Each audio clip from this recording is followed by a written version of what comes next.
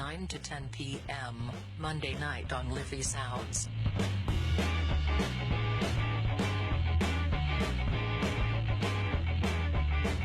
The world you don't know.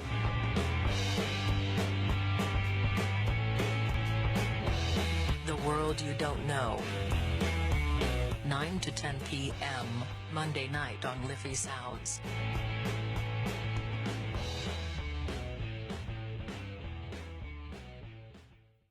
Good evening, ladies and gentlemen. You're very welcome along to this week's edition of The World You Don't Know with myself, Mick O'Connell.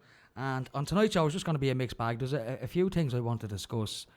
But one thing I'm going to discuss now is just something I was talking to Dave, the guy who was on before me. The Mandela Effect is just a little thing that I've noticed today. And I made a little video about it, and I put it up on the World You Don't Know page.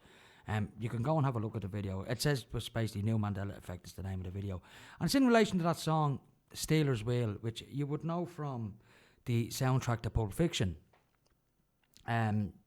Stuck in the Middle with You. Great song. I mean, everybody knows the song. It's from the 60s, I think, 70s maybe.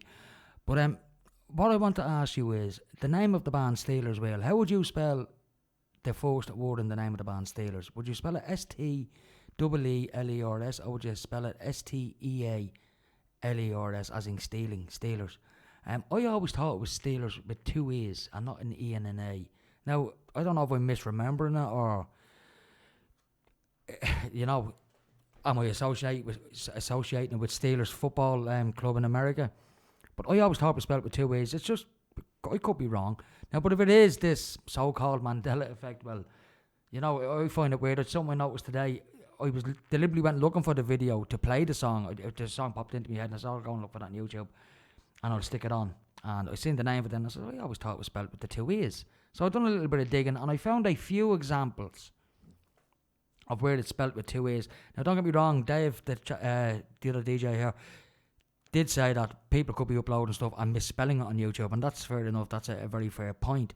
I only found a very small few examples of where it's spelled with two E's. Everywhere else it's spelled with an E and an A. So you can text the studio on, what's the number for the studio? It's 087 062 7138. If you have any comments, now I can't text you back. Unfortunately, the machine doesn't let you text back anymore. But if you want to send the text into 087 062 7138 and tell me whether you think it was spelled with two E's or an E and an A. Now, I don't know whether it is or not, but I'll leave that there anyway. That's another Mandela Effect. I'm going to get back to this later on as well in the show, this Mandela Effect. I've been looking at a few videos of what other people are saying about it, so I'll bring that to you later on in the show. And moving on, over the weekend, there was what the Americans like to call a strategic mistake, where they basically blew up 72, I think, Syrian army soldiers, who the Russians are backing. The Americans are not backing these soldiers. They're part of the Assad regime. As you know, the Russians and the Chinese back the Assad regime. And at the same time then when this was happening, of course it blew up in the news straight away. And the Russians are saying, like, this could be basically the start of bloody World War III with what's going on out there in Syria. But in America, it was covered up fairly quickly. It was like wiped out of the news with this bombing that went on in New York. Now, of course, I'm going to speak about that tonight because there's a lot of conspiracy surrounding this bombing. People saying, oh, it was another false flag. Now, not that the bombs didn't go off. There were bombs went off. There's even a video where you see an explosion in, I think it's Manhattan or New Jersey. And one of the robots went over to disarm a bomb. Now, they've caught the alleged, and I will use the word alleged, unlike the American media who like to convict you before you're even arrested. I will say alleged bomber. He's a Muslim. They're going to say he's a Muslim extremist terrorist. He's probably part of the ISIS. This is what they'll say. Now, he wasn't a lone wolf. I mean, that's a term that's getting bandied about a lot in the news. This lone wolf scenario where one person launches an attack and they're saying this is a new tactic by ISIS. And it was a tactic by Al-Qaeda as well, lone wolf bombers and stuff like that.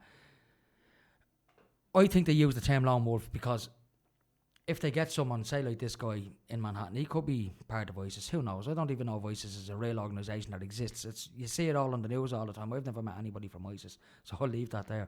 But what I think is going on here, myself, in the news was this mass shooting in Syria of Syrian soldiers. It was a war crime perpetrated by the Americans. Now, they said they made a mistake and they fired missiles at what they thought were rebels or terrorists or ISIS or whatever. But it turned out that the Syrian army had a legitimate excuse for being where they were on the ground. Now, I don't know if there was any Russian soldiers killed. I'm not sure if there was. But as I said, these soldiers who were killed have the full support of Russia and China. And now the Americans doing this shooting, of course, it hit the news straight away. And next thing, you had these bombs going off in Manhattan and in New Jersey. So America's under attack again. You know, forget about what's going on in Syria. America's under attack. So, of course, that dominates the news. You seen this Irish cop there the other day as well that was hit with I think it was a meat cleaver or something. He was attacked with a meat cleaver in New York. Now, at first they were saying it was probably terrorist related, and then they backtracked and said, well, it was another lone wolf. You know, but they're very quick to equate acts like this to terrorism. But what these things do is, this was all over the news, this guy getting attacked with a meat cleaver. Now, I'm sure there's people in America on a daily basis who will get attacked with knives and stuff like that. And it might make the local headlines, but it doesn't make the national headlines, and it certainly wouldn't make the international headlines. The way this story about this Irish cop, a Dublin-born cop, who's a member of the NYPD, gets attacked with a meat cleaver. And there's a big media furor around him. He's in hospital. He gets, which I think is totally ridiculous, he gets a guard of honour as he's leaving the hospital in his wheelchair, and they're all clapping and cheering for him. Look, granted, fair enough, the guy survived, and we're all delighted that he survived. But what was that hiding? Well, if you look at the media closely, the big story of the day at that time was Hillary Clinton's alleged illness and alleged use of a body double. Now, I don't know if anyone's seen the video last week of Hillary Clinton getting escorted into a waiting minibus, and she was standing beside a railing, and to me she looked like someone getting kicked out of a pub on a Saturday night pissed. That's exactly what she looked like. She just couldn't stand up, her legs just gave away completely, and within an hour and a half to 2 hours she was out in public again. Now, the conspiracy surrounding her being out in public is that it wasn't actually her that was out in public. Now, if you look at photographs that have been taken of Hillary Clinton lately, she looks quite wrinkled on the face. She's certainly got a double or a triple chin, which is normal for a woman of her age. She's nearly 70 years old. And she looks her age. She looks 69. But this woman that was saying coming out the following day of her daughter's apartment in New York, her daughter Chelsea's apartment, looked as fresh as a 25-year-old. She'd no double or treble or even a single chin. She just got the one normal chin, a straight neck, no wrinkles. And, of course, the conspiracy theorists are jumping all over saying, well, that's a body double. It wasn't actually Hillary Clinton that appeared the following day. Now, apparently, I've been looking at a lot of blogs online. Apparently, Hillary Clinton has some sort of a mystery illness, and they're just propping her up because, I suppose, in order to become the president of the United States, you need to be fighting fit and healthy, but apparently she's not. Now, there's lots of rumours as to what she might have. Some people say she might have a brain tumour. Another thing you notice about Hillary, anytime she's getting questioned and questioned intently, she has these coughing fits where she doesn't have to answer questions then because she's coughing so much. But no one liars do that anyway. You know, if you're lying and you're only lying, you'll have twitches, you'll have tics, you'll have, hand scratches, face scratches, coughs, whatever. It's what lawyers do, particularly narcissistic ones. And you wouldn't get any better narcissist than Hillary Clinton. But as I said, last week she's diagnosed with pneumonia, and within a day she makes this amazing recovery. And not only did they say she had pneumonia, they said she had an extremely contagious form of pneumonia. And the next day then, she's in front of the media outside her daughter's apartment in New York. Apparently it was Hillary Clinton. I'm quite sure it was probably a body double. This woman looked extremely healthy. Now, it looked like Hillary Clinton, don't get me wrong, but, I mean, if it's a body double, Saddam Hussein had body doubles and they were identical to him. I mean, some of them, I don't know if anyone's ever seen that movie, what's it called now? The Devil's Double, I think it is. It's a movie about Saddam and his sons. It's American propaganda, but it's a crazy movie nevertheless. But it shows you the body doubles that Saddam has, or had, and the efforts that they went through to make their body doubles look like him, i.e. plastic surgery and stuff like that. They would spare no expense in doing that to make them look like the Saddam Hussein. So, in saying that Hillary Clinton has a body double is not too far a stretch to think that she might have one, and that was her body double that was seen in New York the day after she allegedly collapsed. Now, of course, the media, I watched that video and I watched it in slow motion. She didn't collapse. She was already in a collapsed state. They were holding her up, standing at those railings for a good, 20 or 30 seconds. But not only that, some member of her security team, her Secret Service team, were there. And what they were doing was, they were propping her up, is what they were doing. That's what it looked like to me anyway. It looked like they were propping her up. But she couldn't walk. Her legs just would not walk. So I've never actually been around someone who has pneumonia. I've heard of lots of people who've had pneumonia, and yes, fair enough, they'd be in a bed and they wouldn't be able to walk, and they wouldn't certainly be out in the streets. So if she had pneumonia, and she went to, when she was diagnosed pretty quickly with pneumonia, and according to the media, an extremely contagious form of pneumonia. Now, if she had pneumonia, just for argument's sake, now, I would imagine that if you have pneumonia, you're bedridden, you wouldn't leave the bed. You certainly wouldn't go to a 9/11 ceremony commemorating what happened on 9/11. I mean, you know what I think happened to her, to be honest with you? Even if she didn't have pneumonia, if she had something else, I said this to a friend of mine the other day, and this is just a theory. It's just my opinion. It doesn't mean anything. But here's a wild guess. If, for example, you believe the theory that 9/11 was an inside job perpetrated by elements within the American, governmental system, whoever's behind it, they're not real Americans, but they're using, America as a vehicle for their agenda, the New World Order agenda. But just say for argument's sake, all that's true, and that 9/11 was a giant conspiracy to bring down the World Trade Center, start a war, a world war on terror, which has been going on for the last 15, 16 years. Just say, for example, it was all true and the conspiracies are true. I'm not saying they are, but just say, for example, that they were. This is just a hypothetical theory. Say they were. And say, for example, Hillary Clinton was involved in that conspiracy. Now, Bill Clinton was the president just before George W. Bush came into office in 2001. Or 2000, I think it was. 2001. Yeah, January 2001 he would have took office. I think the election would have been in November 2000. Bill Clinton stepped down then to January and George W. took over. So Hillary Clinton would have been the first lady then in the run-up to 9/11, prior to George Bush getting the presidency.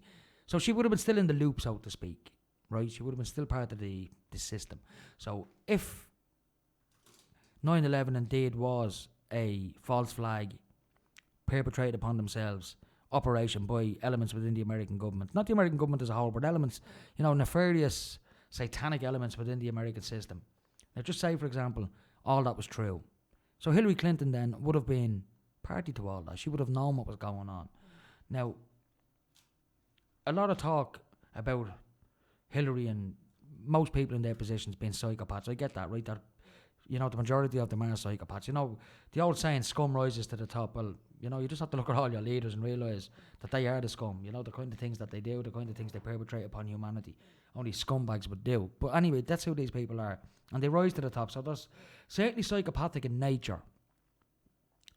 Now, that doesn't mean they lack empathy 100%. Don't get me wrong. The general trait for a sociopath or a psychopath or a narcissist is someone who lacks empathy for the suffering of other human beings. And I get that. If you ever feel sorry for somebody, most likely you're not a narcissist or a psychopath, because you wouldn't have feelings. But I'd imagine they would have some. There would be a part of them that would have that humanity still there, even though they would have it suppressed in favour of being a psychopath, in order to be a world leader and get to the top, right? So bear with me and stay with me. So if Hillary Clinton was involved in all that 9/11 stuff, fast forward then 15, 16 years later to now, and she's a woman, of course, she's a mother. She would undoubtedly have motherly instincts. She would undoubtedly have the ability to feel sorry for someone that she chose to feel sorry for, say, for example. She certainly doesn't feel sorry for the victims of 9/11 or the victims of Iraq or the victims of Syria or Palestine or anywhere else all this bullshit goes on in the world. She doesn't feel sorry for any of them. She's far removed from it.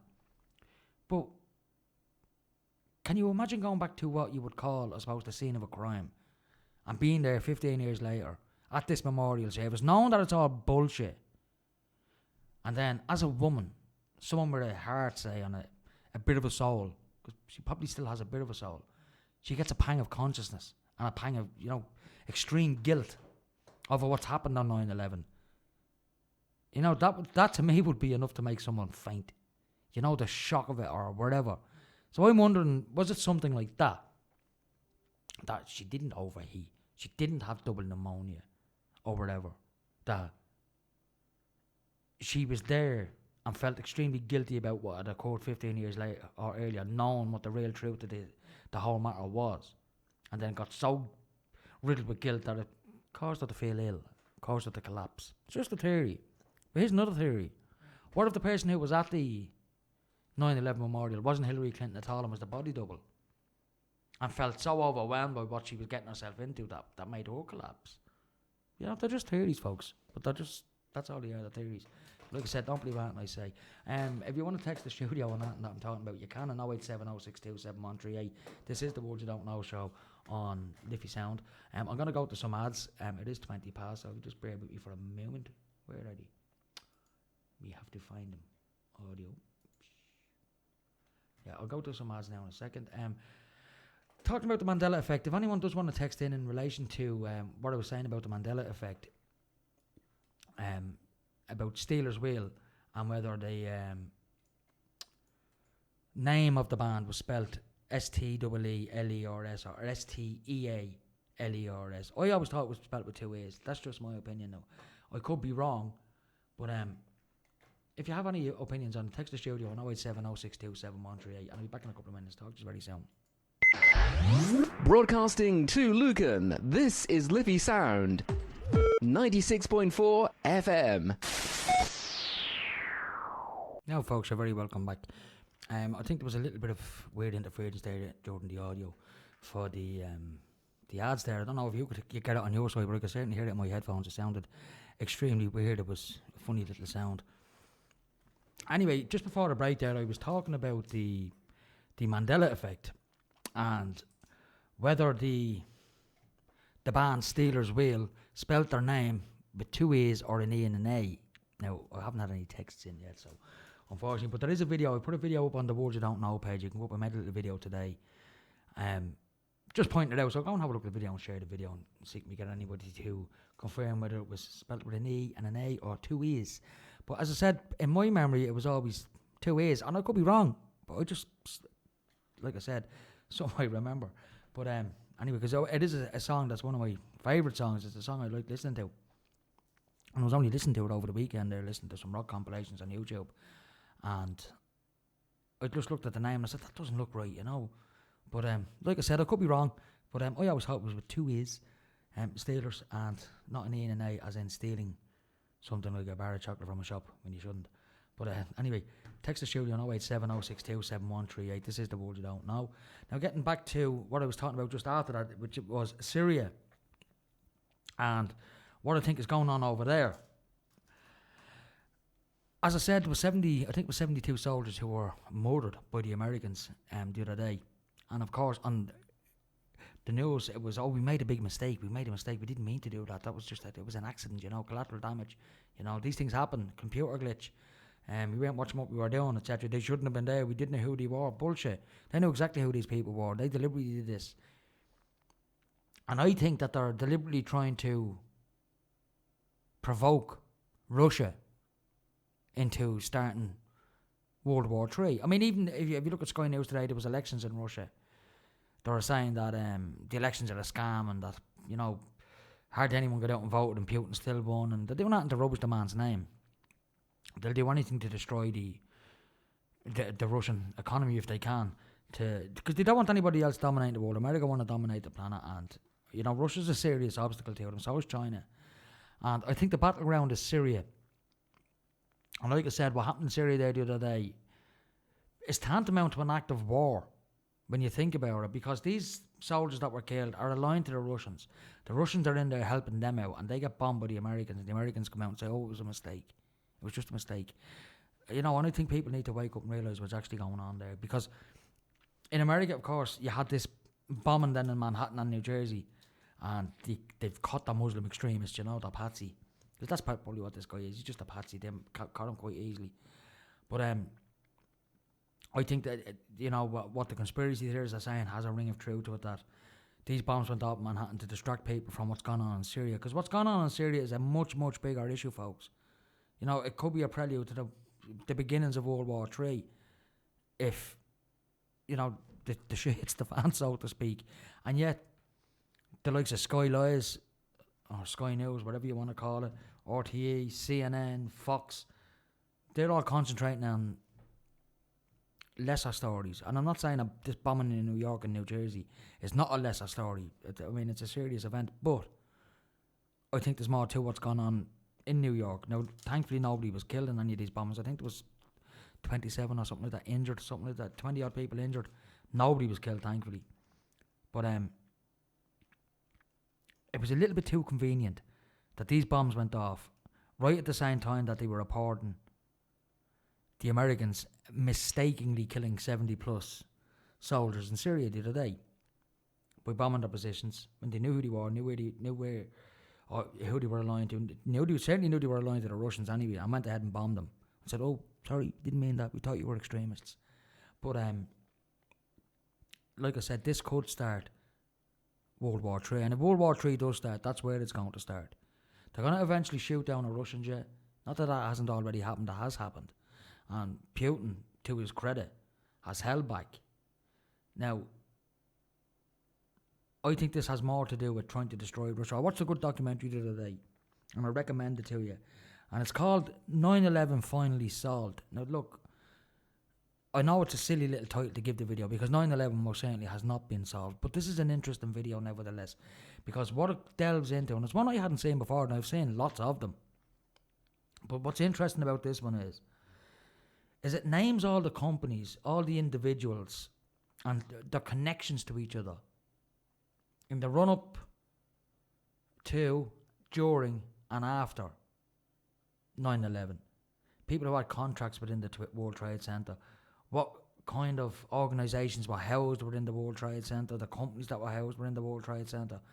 And it's a great video because it's only, like I said, it's 43 minutes long, but what they do is they link all these names together. Now, I've seen various videos over the years, like Michael Moore's Fahrenheit 9/11, which was, I suppose, the first big 9/11 video to come out that, certainly went mainstream, and it was in the cinemas.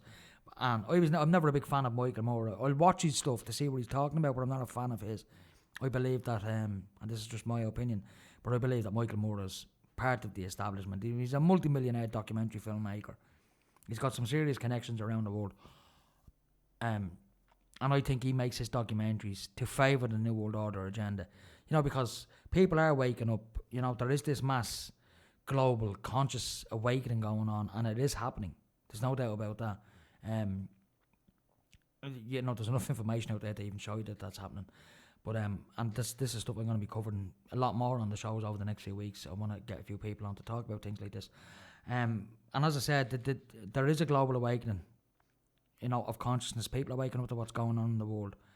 And, but when you see 9/11 happening, everyone is shocked and stuff like that. And then a documentary comes out then, made by Michael Moore, Fahrenheit 9/11, and does very well. It's in all the cinemas and stuff like that. And everybody's latched onto it and saying, "Oh, look at Michael Moore is making this documentary saying the government, knew about 9/11. They knew it was going to happen and they let it happen and they let these 19 hijackers into America and they trained them and blah, blah, blah, blah, blah, and all this bullshit."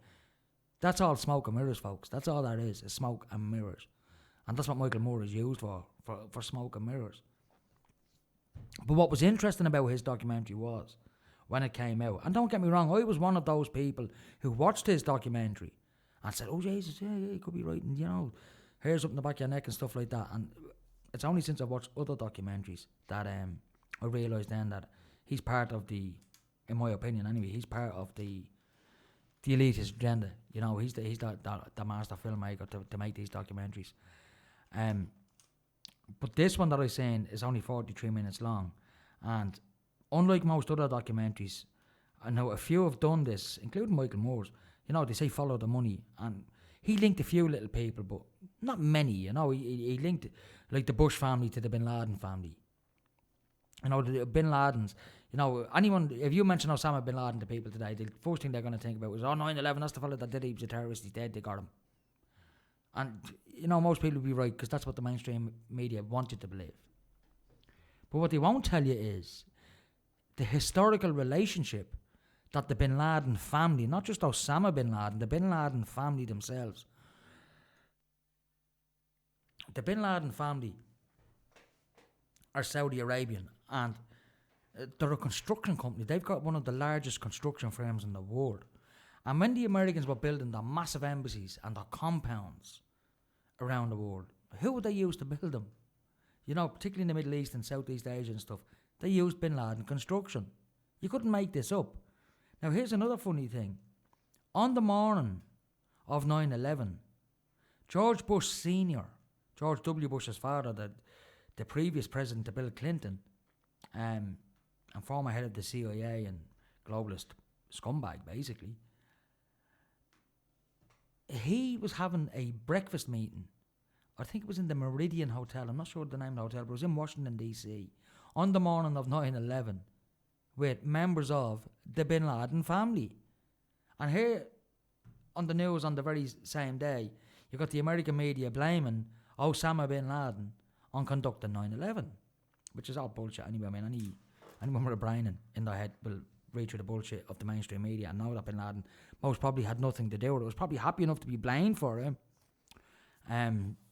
But most certainly I think did not have anything to do with it. But what was interesting about Michael Moore's documentary was, as I said, he named the Bushes as having financial links to the bin Ladens. And it was left at that.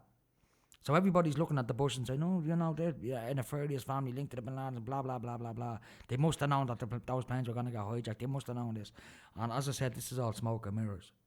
Because if you watch this little 43-minute documentary, 9/11 finally solved, it goes deeper than that. It goes right down deep into the financials of all the banks, the finance companies, the oil companies, the steel companies, insurance companies, these bonds. There was these bonds that were bought 10 years previous and they were all due to mature on the 12th of September, 9/11.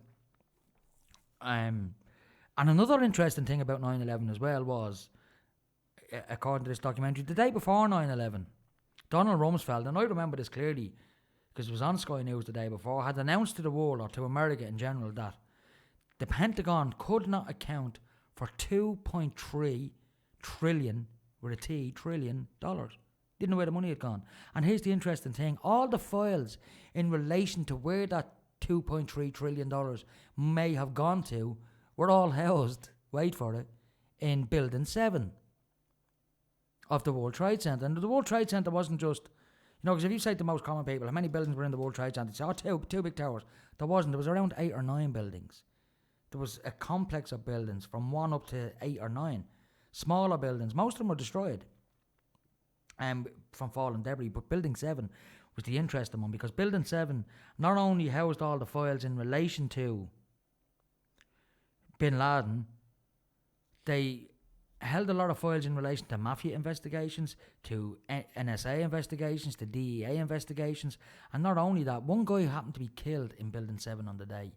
A guy called John O'Neill, who was an FBI agent responsible for the investigation into Bin Laden, and he was uncovering all the financial links to all these different banks, different financial institutions, financial interests. And there was a lot of skullduggery going on prior to 9/11, on the day of 9/11, transactions that were taking place within the World Trade Center prior to those planes hitting and stuff like that. And all that evidence was destroyed. I mean, Rudy Giuliani, who was, I believe, part of the plot, he had his offices in Building 7 upgraded not so long before 9/11 to withstand bomb explosions, missiles, you name it. Had the whole office fortified, the whole floor was fortified. And I believe, and I haven't heard many people mention this, but I believe Building 7 was the control and command centre for the destruction of the World Trade Center. Now, I'm not saying no planes hit that building on that day. Planes probably did. It was all part of the big plan. But I believe the demolition of the World Trade Centers was perpetrated from within Building 7. That was the command and control centre to bring those towers down. That's why he had his floor made bomb-proof, bulletproof, missile-proof, fireproof, destruction-proof prior to 9/11. Spent millions of dollars getting it done. Why? Well, think about it. If that's the command and control centre for a demolition such as the Twin Towers, well, you don't want any of that debris putting your windows in while you're bringing them towers down. And then a few hours later, then what happens to Building 7? Drops down into its own footprint at free fall speed, even though no aeroplanes, because there was only 2 hit New York that day, the building collapsed. Now go on to YouTube and have a look at Building 7. It's 47 to 48 stories high. It was a big, big building. Wasn't small. Compared to Irish standards, Liberty Hall is a bungalow compared to it. That's how big it is. And that dropped down into its own footprint at free fall speed in around 8 or 9 seconds. Which means it meant, any physicist or a structural engineer will tell you that in order to fall down into its own footprint at free fall speed, it has to be a controlled demolition. It wouldn't just happen. It wouldn't just, it's a steel and concrete building. It's not just going to collapse because the World Trade Center across the road, which is probably 100 yards away, collapsed, or any other buildings around the World Trade Center collapsed. That's not just going to collapse, in sympathy with these buildings. It was a steel and concrete building designed to withstand hurricanes, storms. Nothing hit that building. There was a small fire on it, on one of the corners, which can be seen on various videos online, but nothing to the extent that would cause the building to collapse. And yet, it collapsed down into its own footprint. And here's the interesting thing that I learned from this video I watched the other day. The commentator in the video was explaining that Rudy Giuliani, the Lord Mayor of New York at the time, had ordered all the debris and steel from building number 7 to be extracted from that site and removed to China to be scrapped and melted down into whatever from that site before the debris of the Twin Towers. Now here's the thing. If what they're saying is true, that it was a terrorist attack perpetrated by 19 hijackers, all orchestrated from a cave in Afghanistan by Osama bin Laden with a laptop and God knows what type of bloody broadband, but however, if all that is true, well then that makes Ground Zero and the ground around Building 7 a crime scene. Now what's the first thing you do with a crime scene? You preserve it. You don't start sending in diggers and removing all the evidence. If you look at some of the images of Ground Zero on the day, you can see some of the steel beams are cut at 45-degree angles. Now, if a building collapses, it's not going to start slicing steel beams at 45-degree angles. Now, however, if you're going to demolish a building using explosives or whatever kind of materials you're going to use, whether they be exotic, secret ingredients that nobody on earth knows about, only the military, some say thermite and stuff like that, super thermite. If you were going to bring the building down using, conventional methods or even unconventional methods, nothing to do with a plane bringing them down, because I don't think the planes did bring them down, even though I will succumb to the fact that planes probably did hit the buildings, even though there's many videos out there saying there was no planes, it was all just an illusion on Sky News. These are all just theories, but I wasn't in New York on the day, so I don't know. It's as simple as that. I don't know. It's the same. I wasn't in Dallas the day JFK got assassinated, so I don't know if it was Lee Harvey Oswald. But there's a conspiracy saying it wasn't. So you get what I mean. If you're not there, you can't turn around and say, "Oh, well, this is a fact and that's a fact." You weren't there, so you can't say that. Simple as that. But as far as 9/11 is concerned, I don't believe the official story whatsoever. But what I do believe what it was, I believe it was a shift of finances. If you think of what was in the World Trade Center, the kind of information that was completely destroyed and none of it backed up. Stocks moving here, stocks moving there. To me, it seemed like an audacious robbery is what it was. I think it was a robbery. But a very audacious one, a very good one nevertheless. But like I said, don't believe the official story. I don't believe the official story, not about 9/11. But getting back to Building 7, for me it's the smoking gun. And the fact that Rudy Giuliani had ordered all of that debris, all that steel, to be removed from there, that's covering up a crime.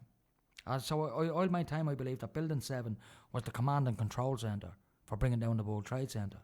And if there had been a big investigation and that building still stood, well, that's the last thing they would want. They wouldn't want anybody knowing what actually happened on that day. But I recommend this video. It's called 9/11 Finally Solved. I'll put a link up on the World You Don't Know page later on when I go home for anybody that wants to go on there and have a look. But it's worth a look, if you want to get a different picture of what happened on 9/11, because there's so many conspiracy theories out there as to what actually happened on 9/11. Oh, there was no planes, it was missiles.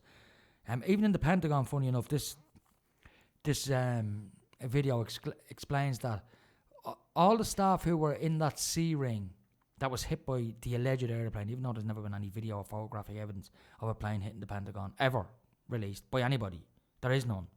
Now, there is one video that you see a missile hitting it, but I mean, that could be, done in any movie making program, special effects and stuff like that. Anybody could have done that. But there's no actual video footage of a plane descending down towards the ground and hitting the Pentagon. It doesn't exist.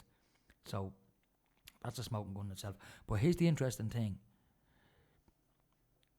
I think it was the Office of Naval Intelligence, who had an awful lot of evidence in relation to Bin Laden and stuff like that, and in relation to the cabal, were moved into that office. And there was a lot of key people killed in the Pentagon on that day. And you have to ask yourself the question, why were these people moved to that particular part of the building? And this, funny enough, that part of the building was only fortified and constructed not so long before 9/11, and it was the place that was hit. You know, and Donald Rumsfeld, as I said, the day before that, had announced that $2.3 trillion could not be accounted for. And the team who were tasked with investigating all of this were stationed, or moved, should I say, into the offices in that part of the Pentagon that was hit by an alleged plane. You know, so killing witnesses, killing people who can talk, stuff like that. You know, because if you think about 9/11, 9/11 wasn't something that was planned on the 10th of September 2001. It was planned many, many years prior to that, many years. It was such an audacious operation. You couldn't plan that in 6 months. There's an awful lot of planning went into that to bring those buildings down. So, you know, looking at this video and following the money, which is an old adage, you know, you want to find out what's gone on in the world, or, you know, why in a certain event may or may not have happened. You know, one good way of finding out what could have happened is to follow the money. And that's what this documentary does. It follows the money. Very, very interesting documentary. Anyway, I'm going to go to my last set of ads. I'm going to come back. So I want to talk a little bit about consciousness awakening, because I'm going to be getting someone on over the next couple of weeks to talk even more in depth about consciousness awakening, reality. Are we living in the Matrix? Stuff like that. Anyway, I'm going to talk a little bit about that when I come back after these ads. So stay with me and I'll talk to you very soon. You're listening to Liffey Sound, www.liffeysoundfm.ie. Listen online. Community radio at its best. Now, folks, you're very welcome back. Like I said, just before the break there, I was talking about 9/11 and stuff like that, and I got a text in. One of my listeners, my niece's boyfriend John, he listens to the show every week. Good evening, John. I shall see you shortly. Put the kettle on. Anyway, he asked me to mention a documentary we both watched there a couple of weeks ago, because he heard me talking about Fahrenheit 9/11, the Michael Moore documentary. And Michael Moore has made a very interesting documentary. Now, I know I said I was going to talk about consciousness, and we'll get to that in a few minutes, but I just want to talk about this documentary for a minute, because it is a good documentary. And I would recommend you watching it. Now, I think it's on Netflix, but you'll certainly get it online. And it's called Where to Invade Next. You know the way America loves invading people, especially if they've got oil and they're brown, they will invade. But it's called Where to Invade Next. And I'm not a big Michael Moore fan, as I said. I think he's part of the establishment and blah, blah, blah, blah, blah. But that's just my opinion on Michael Moore, right? Anyway, he does make some interesting documentaries. Now, one in particular that he made, his most latest one, as I said, is called Where to Invade Next. And it's a very interesting documentary. Basically, what he's doing is he's travelling around Europe, and he's comparing Europe to the United States, different countries, what they do here and what they do there. I mean, this documentary could have been easily made by an Irish person comparing Ireland to what Europeans get compared to what we get in this country. Now, first country he actually went to was Italy, and it's interesting there now. You hear in this country about Italy's economy, you know, been on the ropes and stuff like that. But he went to Italy, and what he discovered in Italy was that Italians get 8 weeks paid leave per year, plus a myriad of other benefits on top of all of that. And he was shocked, because in America, I think you get 2 weeks off per year for your holidays. I think it's something similar here as well. I mean, that's all we get off in this country is 2 weeks off a year you're entitled to. Is it 2 weeks, 3 weeks, something like that? I think you build up a day and a quarter for every month you work, or every week you work, or whatever it is. But it works out around 3 weeks or something like that in this country. Maternity benefits, you know, they're slim on the ground, you know, not even just for mothers, for fathers as well. And they're only starting to get better. But in Italy, God, you get a couple of months off over there, you know. Now, the thing about it is you pay much higher taxes in this country, but the benefits that you're getting back as a citizen far outweigh the negatives, right? So then he moved on to France. And in France, I mean, he went to a school in France, for example, and he was checking out school lunches compared to what children in America get for their lunch. In America, they get a bucket of slop, crap, you know, junk food, just fizzy drinks, junk food, crap. But in France, I mean, the kids might as well be getting brought out to the Hilton Hotel every day for their lunch. They've got chefs in the school. They've got big whopper menus like with fresh fish and seafood and proper decent food. But it was funny, he gave a little child, this is what I noticed most about it. He was sitting amongst the table with all these little children, 9, 10 years of age, French kids. And they were all there eating healthy food. And the lunch hour was like an hour long or an hour and a half long. And they treated the lunch hour like a class where the children have been taught about nutrition and food and stuff like that and healthy diets. And there wasn't a fizzy drink inside. All the children would either drinking milk or water and nothing else, and eating proper healthy food. And they weren't all getting the same food, like, little Isabel might have wanted, salmon with poached egg. That's what she got. Little Pierre, he got whatever he got, but it was all healthy food. But Michael Moore was sitting amongst the kids, and he had a can of Coke. And he opens the can of Coke, and he asked the kids, like, where's the Coke machine in here? Well, there isn't one, Even though he was saying every school in America have bloody Coke machines in the corridors, for God's sake. And it's like, schools are getting like shopping malls in America. But there was none in the French school. And this was one of the schools, this particular school that he went to would have been one of the poorer schools in France, which I found ironic considering the kind of food they were feeding the children. Compared to what we got when we were going to school, you got a jam sandwich on a Monday and a ham sandwich on a Tuesday and a bun on a Wednesday. And a ham sandwich again, or corned beef on a Thursday. And what was it then on Friday? It was jam sandwiches again on Fridays and a little carton of milk. Eat that. You'll be healthy. You'll be grand for the day. Yeah, well, whatever. But anyway, these French kids were eating this food. And this little girl was sitting beside Michael Moore. And she doesn't drink Coke. She only drank water. She thought it'd be, extremely strange to be drinking Coke with a dinner. Who would do that? But he was explaining that, like, kids in America, this is what they do. But this little girl, right, she was sitting there. I don't even think Michael Moore or the filmmaker noticed this. I clicked, and John, who's asked me to talk about this, clicked it as well. And the two of us basically fell off the chairs laughing. Because we both got it at the same time. But basically what happened was, he asked the little girl, did she want the sup? So she took a sup of the Coke. She took a fair gulp of it, And within about 20 seconds, I don't know if she had something in her hand, but it was like she got ADHD and it was turned up to the max. And she was there like banging something off the table real quick. I don't think she realised what she was doing. But it was like she went into a super fidget mode. And I think it was a direct result of having a gulp of Coca-Cola. I really do. It's just a mad sugar rush is what she got. And we all know, like, I don't know how many spoonfuls of sugar is in a bottle of Coke, but there's an awful lot. It's a hell of a lot of sugar in Coke. And fizzy drinks in general. But when she took a gulp of this, you could see the effect that it had on this girl. And this was a child who had never drank Coca-Cola before. Apparently she'd never drank it before, or drank very little of it. She didn't say whether she'd had it before or not, but she certainly didn't say that, it was something she drank on a regular basis, because it wasn't. So when she drank it, the effect it had on her was almost immediate. Within 20 seconds, she got this fidget and fit. And like me and John, we were looking at this and said, what the hell, But it goes to show you the effect that this kind of crap has on the body, especially if you're not used to it. But as I said, it's a great documentary. I'd recommend it to anybody. Go and look at it. It teaches you an awful lot about what other European countries are getting that people in the West, in our countries, are not getting. Particularly even in America. Like, America's just, it's a mad country, Land of the free, home of the brave. They're not free and they're certainly not brave. But yeah, it's a good documentary. John asked me to mention it, so go and watch it, because he doesn't just visit Italy and France. He didn't come to Ireland, unfortunately. He wouldn't have found much out here anyway. But just as bad as America, I think. But he went to several countries like Estonia, Romania, and they do things so differently there, like the healthcare system. Like, he went to this clinic, I'm not sure where it was. I think it was in Finland, I'm not sure, or Norway. And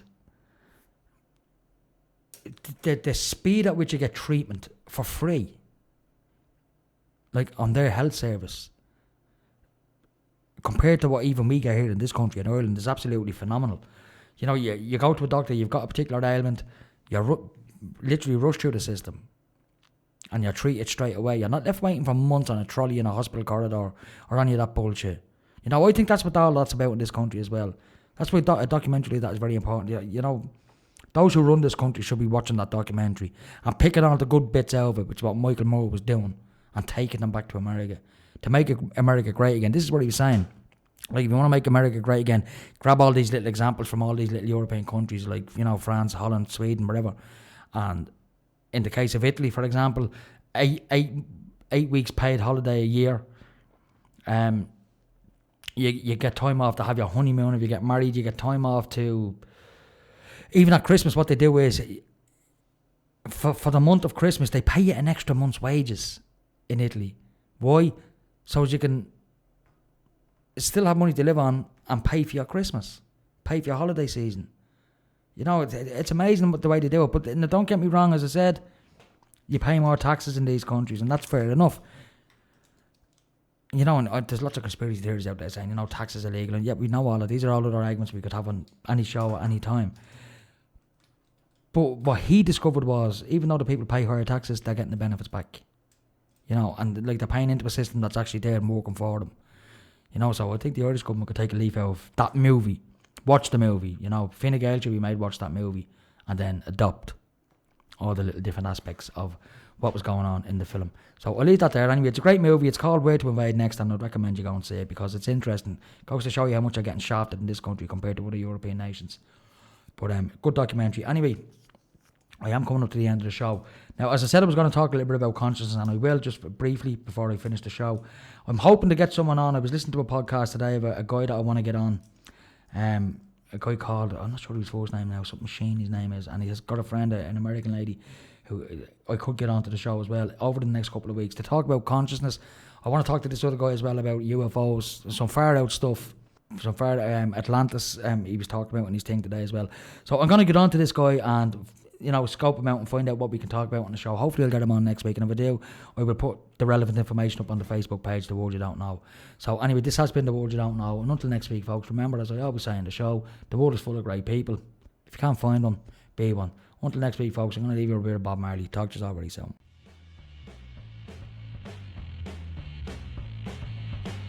Nine to 10 p.m.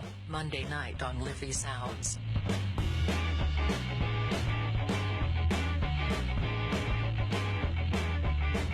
The world you don't know.